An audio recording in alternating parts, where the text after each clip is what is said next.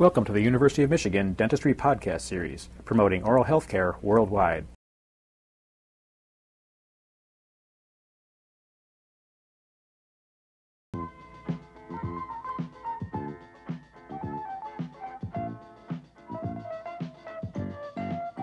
Students preoccupied with a heavy academic schedule often turn to a supply company for assistance in establishing a dental practice.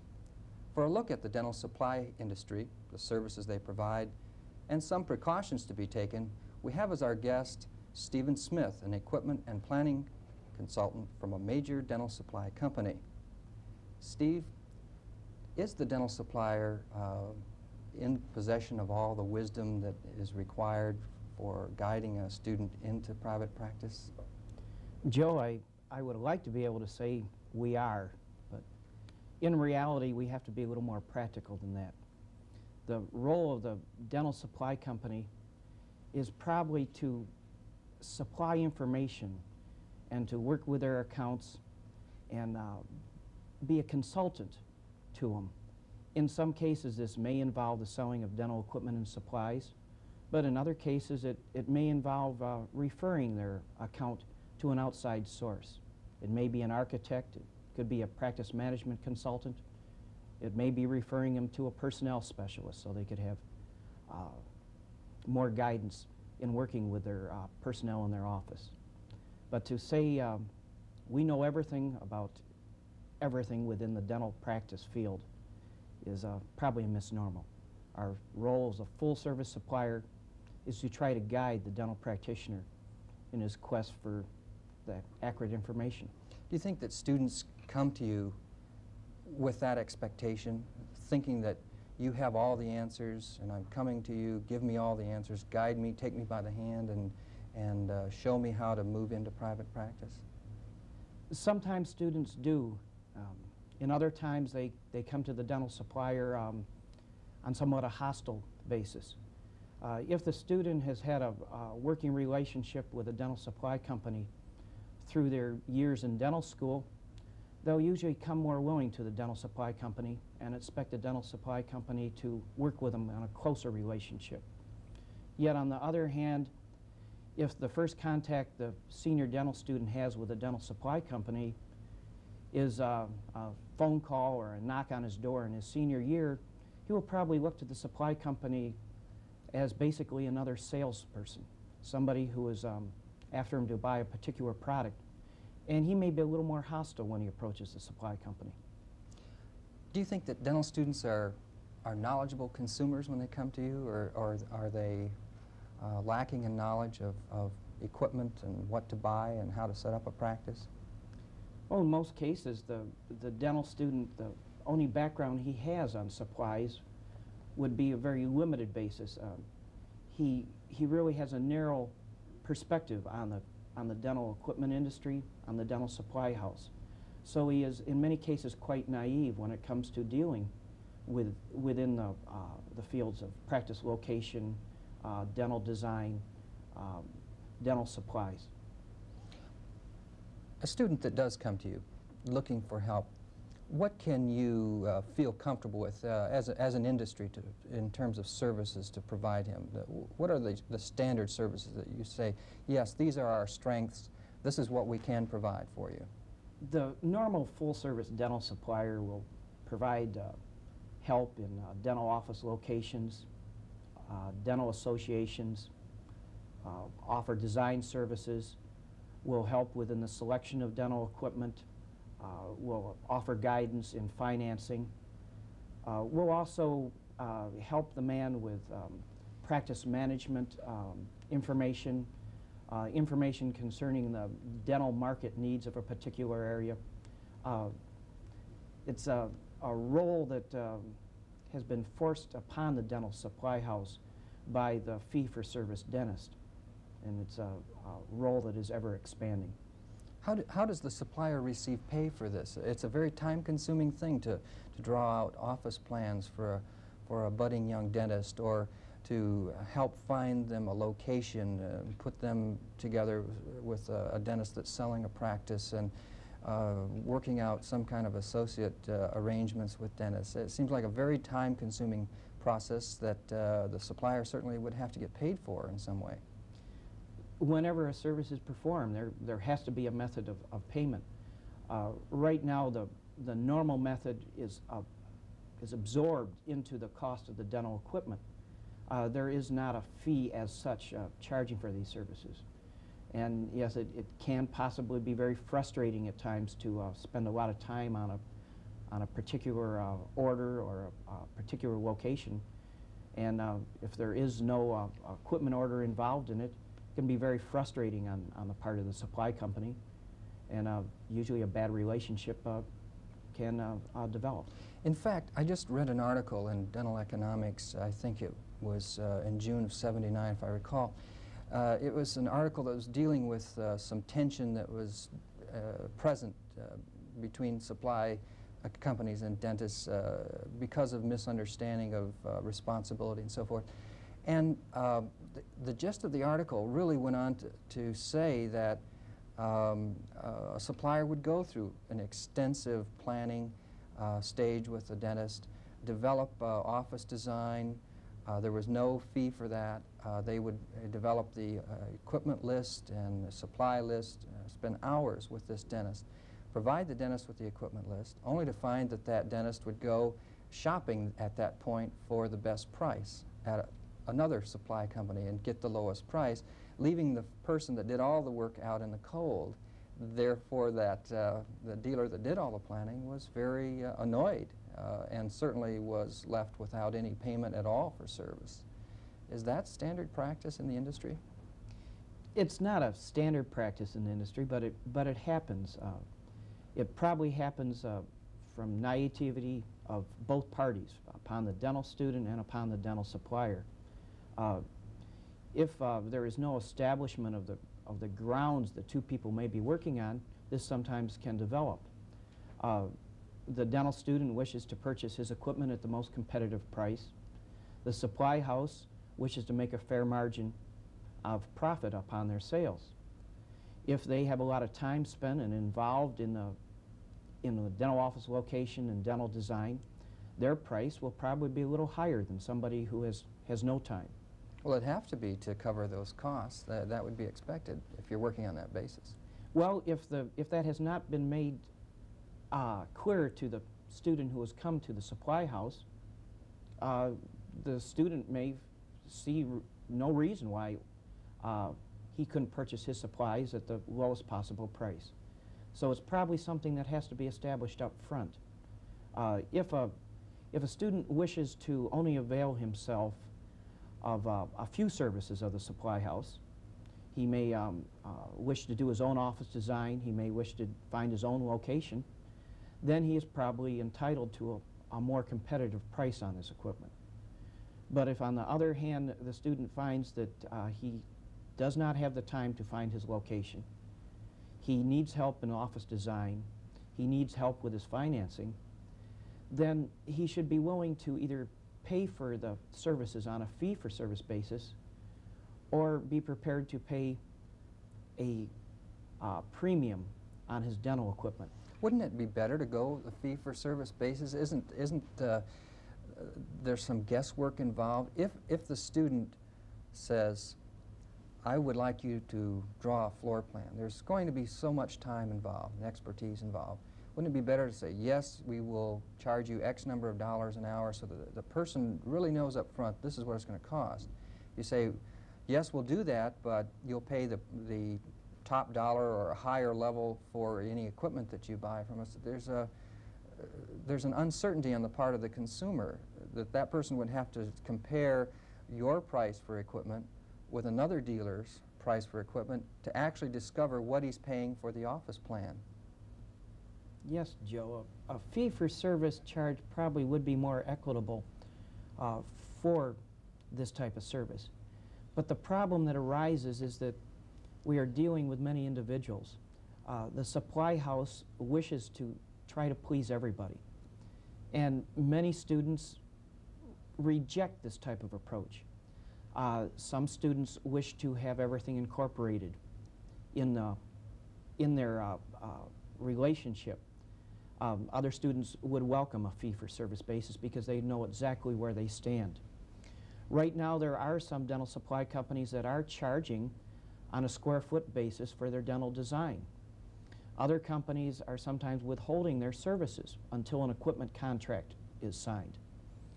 But the result of these methods has not been very successful. In many cases, it puts the dental student at odds with the supply house. If we could establish an equitable fee-for-service so the dental student could see what he was getting, he could choose to avail himself of the services or not, probably would be a more equitable method. It would be a method I'd like to see involved. Are you implying that the student is expecting something for nothing, or just having it all packaged for one price? I don't quite understand what you're saying. Well, in many cases the student is. He may be coming from a background, his father may be a dentist, and this is how his father wishes to work. He is working with a supply house, and he knows that when he buys his supplies from there, he gets a serviceman, he gets office planning, he gets a retail territory man to call on him. Many times instructors in the dental school, this is how they were treated in their dental practice. So this is the influence that many times the student has when he comes to the dental supply company. So for the dental supply company to meet him and say, well, that's how it used to be yesterday, now we are going to charge you as we go, many times the student will turn around and walk down the street, and then somebody else says, well, we won't charge you. Sounds like you're locked into some kind of precedent from the past. It is, and it used to work in the past when there were smaller equipment needs, when dental office design basically was a small office, a 2 or 3 chair office. There were only 3 brands of dental equipment on the market and much smaller supply stocks needed in the supply house. But this has all changed recently. So the way we're going to be marketing ourselves to the dental profession will have to change. We haven't found the answer, but I think by awareness of the senior dental student, we can begin to change. What about the issue of supply services, providing dental materials and minor supplies, burrs and that sort of thing, versus the mail order route that dentists take? How do you feel about mail order houses and the relationship with the dentist? Well, the mail order house is probably the nemesis of the supply company. The mail order house works with more of the cream of the crop type of dental marketing approach. He stocks the supplies that are needed for bulk purchase. He normally does not participate in dental meetings. He has a cash policy. He does no financing upon dental equipment, and therefore he can usually be very competitive on his supply needs. And because of the mail order supply house, the local supply houses have had to improve their competitiveness in the dental market. Yet the local supply house, on the other hand, is asked by the dental profession to support the dental meetings, to have planning services available, to have in-house types of financing for dental equipment purchases, to extend terms for dental equipment supply purchases, and have teeth stocks for immediate denture service, to have an active service department, and to have loaner equipment. So there are 2 different types of dental marketing approach. So the dentist is saying, give me all of those services, Steve, but at the same time I'm going to go and buy my supplies from a mail order place because I can buy them cheaper. This article that I was referring to earlier indicated that except for loss leader items, that dentists generally can buy from mail order houses for about 10% less, according to a survey that was done in 1979. So you're saying that the dentists are going to the mail order houses to save that 10%, yet still want your services, the full service of the local supplier. That is the truth of the matter. It happens many times because the supply house may have to sacrifice some of their service needs in order to be competitive with a mail order supply house. In other cases, the supply house may have had to mark up some particular items to cover the services they're giving away for free. So it develops an uneasy relationship between the supply house and the dental practitioner. I have heard dental dealers make the comment to their customers that if you buy our supplies from us, we'll give you better equipment repair service. Does that really happen, or is that the way service occurs for equipment repair? That if you buy supplies from a dealer, they will give you better service or cheaper service or more prompt service on your dental equipment? We hope that we can. It doesn't build a good relationship when we do it on this type of a threatening type of basis. In order for the supply house to be successful and in order for the dental practitioner to be successful, they have to have a working relationship. And they have to believe in each other's roles. The supply house is supported by the fee-for-service dentist, and that is the reason that there is a local supply house. And until we get more involved with each other's needs, neither one can be successful. Again, I guess I have to say, as far as equipment repair is concerned, like an automobile or like any other repair service you have on any household item, it seems that the simplest way is to say, yes, doctor, this is our fee. We charge X number of dollars an hour to come to your office and repair your equipment. We charge X dollars per mile if it's some distance to travel. So it's all understood that there is an hourly basis like any other repair organization. And I really question why it's tied to the purchase of supplies at all, either rate per hour or whether they'll come at all or how promptly they'll come to a dentist's office. I'm really baffled by that. It is, in some cases, a very inequitable method. And I've got to agree with your baffling philosophy and idea there. But it's been something that has, again, been forced upon the dental supply company by the established dental practitioner. As he begins to change, and as he says, I will pay a fair price for a fair service, then we will start to see this change. But the majority of the established dentists are not in metropolitan areas. They're in outlying areas, and in many cases, this is the way they wish to work. If we are in a metropolitan area, we have several supply houses we can possibly work with. And we can deal on a more individual basis. But when we're in a rural community, we are probably forced to work with one supply house. And we look to him as being more or less on our payroll. And it would be the country doctor type of philosophy that this is part of my practice. I can call them up, and I really don't question any of the prices, and I believe in what they're doing. This has got to change. The cost involved are ever escalating, and we have to find a way to pay for the services that are rendered, and if we can't perform a particular service, it is not right to charge for it in a hidden manner.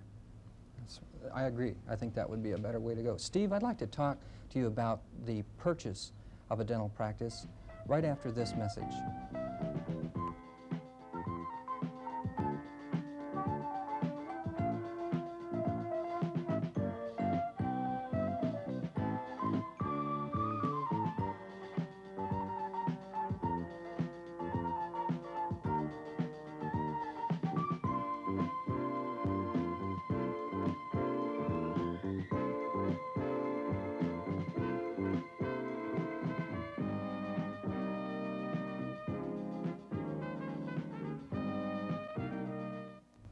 Steve, how can a supply company help a student in the purchase of a practice, either an existing practice or establishing a new practice from scratch?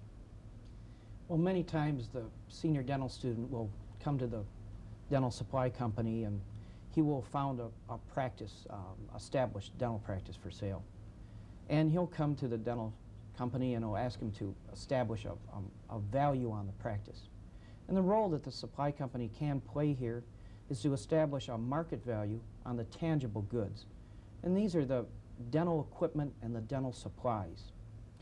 It is not the dental supply company's right, and they should not become involved in establishing a goodwill quotient on a practice, because this is a very nebulous type of factor, and it's something that no one really can put a finger on within a practice. They also should not be involved in establishing of market value on items that they may not be involved normally in their sales field, and that would be office furniture, files, business furniture. The senior student should go to a reliable office supply dealer and contract them for a period of time to come in and give them an evaluation on the market value of that equipment and its scrap value. When it comes down to this goodwill factor, the supply house, it probably acts as a mediator between the person who is selling the practice and the dental student. And we try to work with both parties to show the highlights of the practice, so to speak, and to try to find a meeting of the minds between this figure. Also, with a dental practice for sale, there is always financing that is needed. And in many cases, the supply house may be the source of this financing. And that same holds true when they're coming to us and asking for help in establishing a practice and they found their dental location. We will act as a possible source of financing or direct them to a local bank for their dental financing. How would your financing compare with the bank? Is there any difference? Well, the dental supply company normally has 2 to 3 types of financing available within the supply company. One would be the in-house or company-sponsored type of financing. And this normally has a higher interest rate involved in it, but it offers more flexibility in the terms of payment and on the types of things that the company will finance. Could you give me an example of what kind of difference in interest rate, and what would be an example of the flexibility? What kind of terms would you be talking about compared with a bank? Well, I only want to speak here generally because all companies are somewhat differently. It usually runs 1 to 2% higher on a add-on rate, which on a 5-year basis could be adding 5 to 10% on the equipment note. The local bank, on the other hand, may not be as flexible on their terms. They may not wish to finance unsecured portions of a dental loan. The unsecured portions would possibly be leasehold improvements in a new building, or it would be this goodwill factor involved in the purchase of a practice. The other type of financing that sometimes comes about to a senior dental student would be lease plans. And sometimes these lease plans are through the individual dental companies, or they may be through a local bank, or they may be involved from a leasing company. But a lease plans is solely developed for the rapid depreciation of dental equipment and for the early replacement of that equipment. And normally for the first in dental practice, this is not the advantageous way to purchase dental equipment, because at the end of a 5-year period, the lease company is the person who holds title to the equipment. I didn't quite understand your financing situation when you were talking about the banks.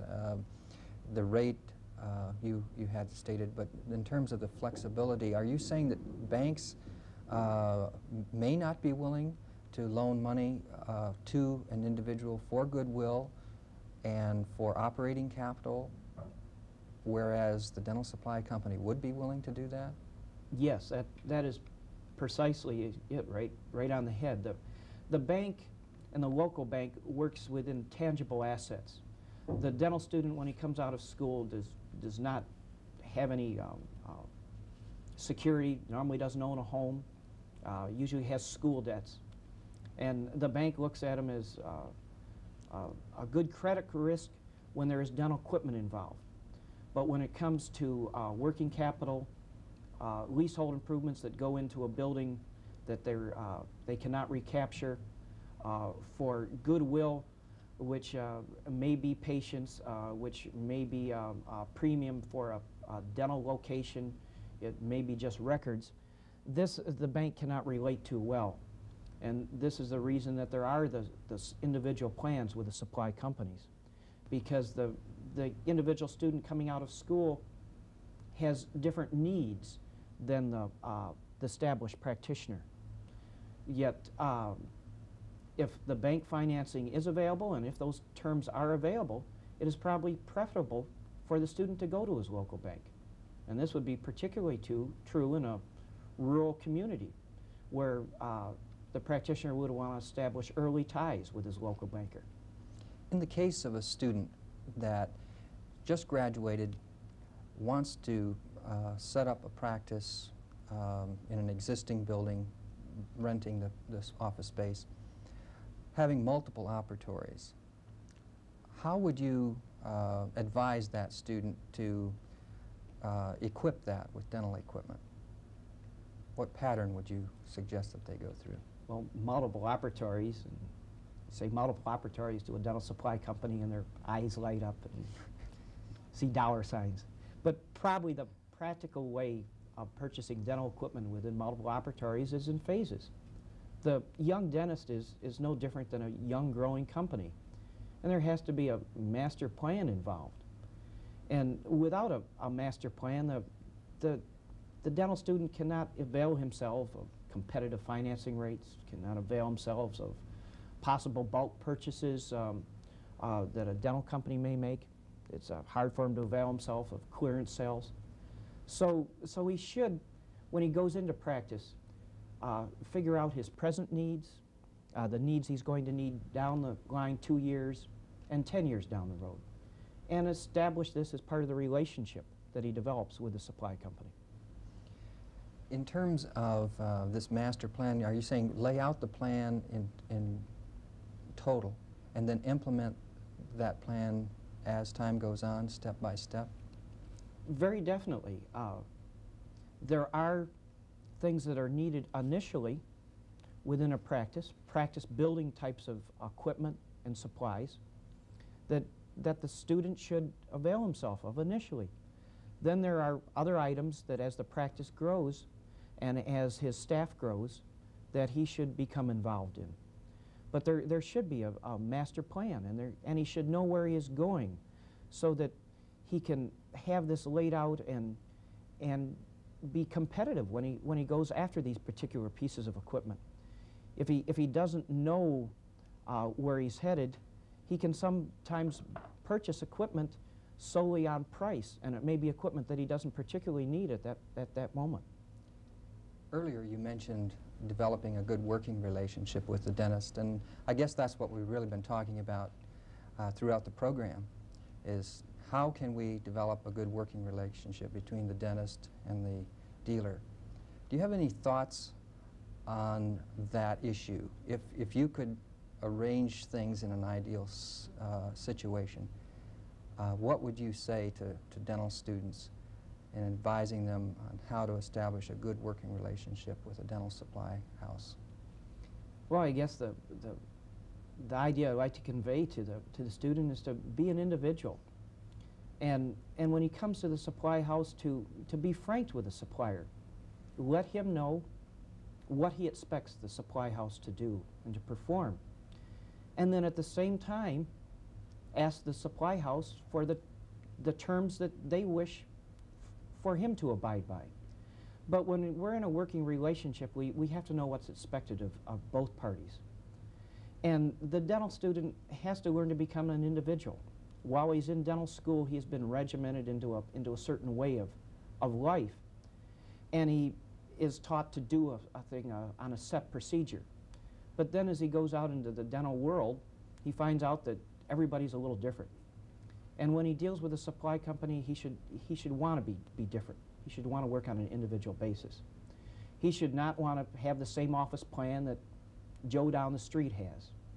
He should not necessarily want to be dealt the same way. He may want to deal with a mail order supply house. If he wishes to deal with a mail order supply house, then he should be willing to pay for the services that he wishes from the local supply company. If he wishes to pay retail for his dental equipment, then the supply company should then be willing and able to perform all the services that he needs and requires. But can they provide all these services? I guess that's the question. Well, I think the dental student has to keep in mind that the supply company that says they have all the answers, all the services, and yet the best prices possibly may not have any of them. Thank you, Steve. Our guest has been Mr. Stephen Smith, an equipment and planning consultant for a national dental supply company. For more information that can be of assistance to you in establishing your dental practice, join us for other programs on future editions of By Design. You've been listening to a presentation from the University of Michigan School of Dentistry, which is dedicated to supporting open learning and open educational resources. This recording is licensed under the Creative Commons. It may be reused and redistributed for nonprofit use. Please attribute materials to the University of Michigan School of Dentistry and redistribute under this same license. For more information on how this and other University of Michigan School of Dentistry recordings may be used, visit www.dent.umich.edu/license.